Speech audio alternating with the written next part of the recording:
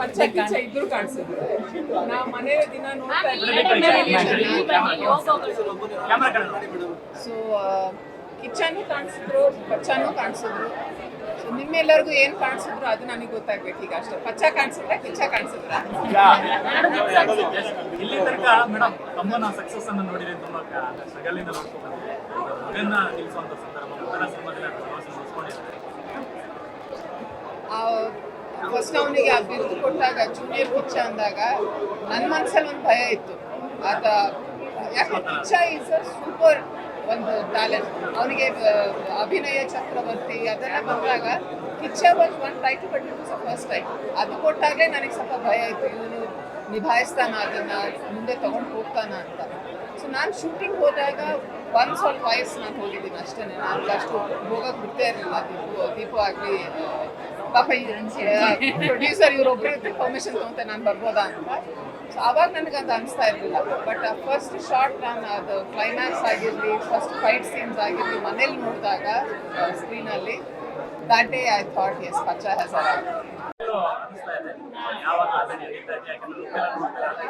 ಕಾದು ನೋಡುವಂತಿದೆ.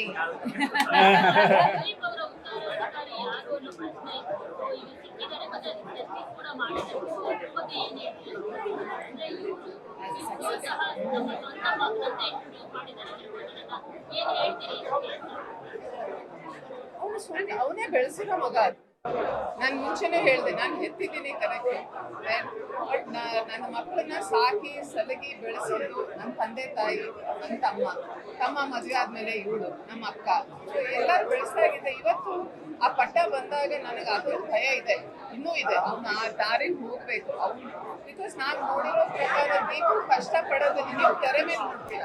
ಅವ್ನು ಕಷ್ಟಪಟ್ಟು ಮನೆಗೆ ಬಂದದ್ದು ನೋವನ್ನು ನಾವು ನೋಡಿದ್ವಿ. ಆ ನೋವು ನಾನು ಸಂಚಿತಲ್ಲಿ ನೋಡಿದ್ದೆ. ಮೈಕ್ ಆಗಿರ್ಬೋದು, ಸ್ಟ್ರೆಸ್ ಆಗಿರ್ಬೋದು. ನಾನು ಇವತ್ತಿಗೂ ನಾನು ನಮ್ಗೆ ಅದೇ ಹೇಳೋದು, ನ್ಯಾಯವಾಗಿ ಮಾಡಿದ್ರೆ ಕಷ್ಟಕ್ಕೆ ಅದಕ್ಕೆ ತಕ್ಕಷ್ಟು ಫಲ ದೇವರು ಕೊಡ್ತಾರೆ. This is a big example.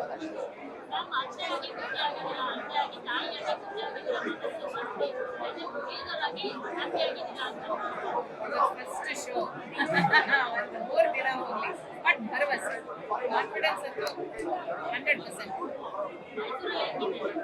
ಅದೇ ಗೊತ್ತಾಗ್ಬೇಕೀಗ, ನೀವು ಬಿಟ್ಟರೆ ನಾನು ನೋಡೋಕೆ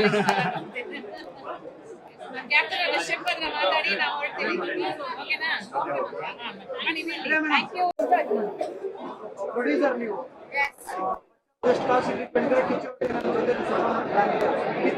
ಇನ್ನು ಪಚ್ಚನಿಗೆ ಯಾವ ತರ ಪ್ರೊಡ್ಯೂಸರ್ಸ್ ಬರ್ತಾರೆ, ನನಗಿಬ್ರು ಡೇಟ್ಸ್ ಕೊಟ್ರೆ ನಾನು ಬಹಳ ಖುಷಿಯಾಗಿ ಸ್ಪೆಷಲ್ ಡೇಟ್ಸ್ ಕೊಡ್ತೀವಿ ನಾವು.